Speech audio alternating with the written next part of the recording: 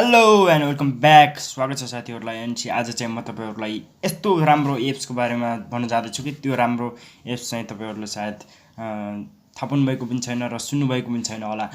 त्यो एप्सबाट चाहिँ तपाईँहरूले सिम्पली आफ्नो चाहिँ त्यो मेसेज हुन्छ जुन तपाईँहरूले चाहिँ साथीहरूलाई अथवा तपाईँहरूले पठाउन सक्नुहुन्न अथवा टाइप गर्न सक्नुहुन्न, त्यो मेसेजलाई चाहिँ तपाईँहरूले सिम्पली कसरी टाइप गरेर तपाईँहरूको साथीसम्म चाहिँ तपाईँहरूले टाइप नगरेर चाहिँ कसरी चाहिँ त्यो अटो चाहिँ जाने गराउन सक्नुहुन्छ, त्यो सिम्पली आज तपाईँहरूलाई मैले भन्न जाँदैछु।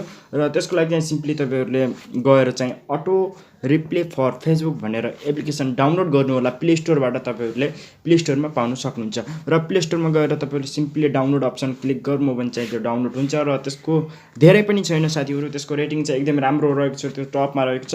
र त्यस चाहिँ तपाईँहरूको सायद त्यसको रेटिङ चाहिँ तपाईँहरूले 3.1 समथिङ भेटाउन सक्नुहुन्छ। र त्यसको एमबी पनि तपाईँहरूले धेरै पनि छैन, लगभग 8 एमबीसम्म सायद तपाईँहरूले पाउन सक्नुहुन्छ। त्यसलाई चाहिँ सिम्पली तपाईँहरूले डाउनलोड गर्नुहोस्। यदि तपाईँहरूको नेट फास्ट छ भने चाहिँ एकछिनमा भइहाल्छ। मेरो चाहिँ नेट स्लो छ, त्यस कारण चाहिँ स्लो हुन्छ। र सिम्पली तपाईँहरूले त्यसपछि चाहिँ एप्लिकेसनलाई अन गर्नु होला। र अन गरेपछि चाहिँ तपाईँहरूले त्यहाँ चाहिँ यो चाहिँ अर्को अटो एप्स हो त्यो मैले झुकेर खोलेको।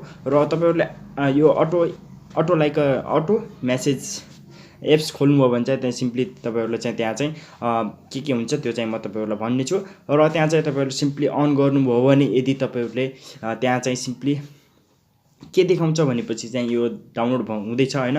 र त्यसपछि चाहिँ तपाईँहरूले सिम्पली के गर्नुपर्छ भनेपछि चाहिँ सिम्पली त्यसमा जानु होला। र त्यसमा गइसकेपछि चाहिँ त्यसमा चाहिँ मेसेज सेट गर्नुपर्छ। र मेसेज सेट गर्नको लागि चाहिँ तपाईँहरूले पहिलो सुरुमा चाहिँ त्यहाँ स्किप गर्दा पनि हुन्छ। सुरुमा चाहिँ जुन खुल्छ त्यो पार्ट त्यसलाई चाहिँ स्किप गर्दा पनि हुन्छ, नभए तपाईँहरूले त्यहाँ चाहिँ इन्टर पनि गर्न सक्नुहुन्छ। र यहाँ चाहिँ देख्नुहुन्छ यहाँ चाहिँ खुलिसकेको छ। र यहाँ चाहिँ स्किप गर्दा पनि हुन्छ, अथवा तपाईँहरू नेक्स्ट गरेर चाहिँ त्यहाँ चाहिँ कसरी के गराउनुपर्छ त्यो गर्नु सक्नुहुन्छ। र पर्मिसनलाई एलाउ गरिदिनु होला, पर्मिसन दिनु होला।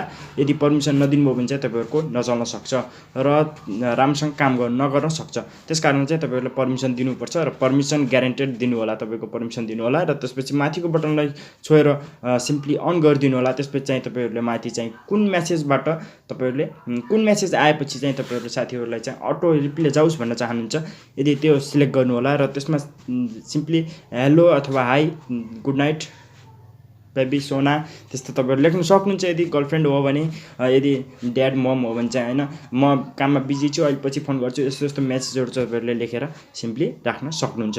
र त्यो सिम्पली राखिसकेपछि चाहिँ तपाईँहरूले त्यहाँ चाहिँ रेड बटन क्लिक गर्नु होला, अथवा त्यहाँ चाहिँ क्लिक गर्नु होला त्यो खाली बटनमा। त्यसपछि चाहिँ सबमिट गर्नु होला। त्यो सबमिट चाहिँ हल्का फुल्का तपाईँहरूले ब्याक गरिसकेपछि बल्ल सबमिट गर्नु हो भने बल्ल क्लिक हुन्छ, नत्र भने क्लिक हुँदैन। र गरिसकेपछि चाहिँ तपाईँहरूले त्यहाँ चाहिँ अथवा तपाईँहरूलाई चाहिँ मैले त्यहाँ चाहिँ प्रुफ देखाउँदैछु।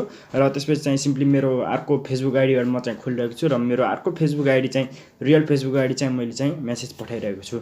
र त्यहाँ चाहिँ सिम्पली तपाईँहरू देख्नुहुन्छ यहाँ चाहिँ मेसेज आइसकेको छ। त्यहाँ चाहिँ अलिकति सेटिङमा चाहिँ त्यो नाम मैले चाहिँ फेरेको थिइनँ, त्यस कारणले चाहिँ तपाईँहरूले यस्तो मेसेज देखाएको छ। र यो मेसेज तपाईँहरूले कस्तोलाई पठाउन चाहनुहुन्छ त्यो पनि तपाईँले सिम्पली त्यहाँ एप्लिकेसनभित्र गएर पनि सिलेक्ट गर्न सक्नुहुन्छ। र साथीहरू यति नै हो। र तपाईँहरूले सिलेक्ट गर्नु होला र सेयर गर्नु होला। यदि तपाईँहरूलाई भिडियो राम्रो लाग्यो भने चाहिँ लाइक गर्नुहोस्, र नराम्रो लाग्यो डिसलाइक गर्नुहोस्, केही भएन होइन। अब कोही भिडियो राम्रो हुन्छ र कोही भिडियो नराम्रो पनि हुन्छ। र सिम्पली यति नै हो। अनि तपाईँहरूलाई कस्तो लाग्छ तपाईँहरूले कमेन्ट गरेर पनि भन्नु होला। यदि तपाईँहरू चाहिँ नयाँ हुनुहुन्छ भने मेरो च्यानलमा सब्सक्राइब गरेर छेउको बेल आइकनलाई बटन दबाउन नबिर्सिनु होला।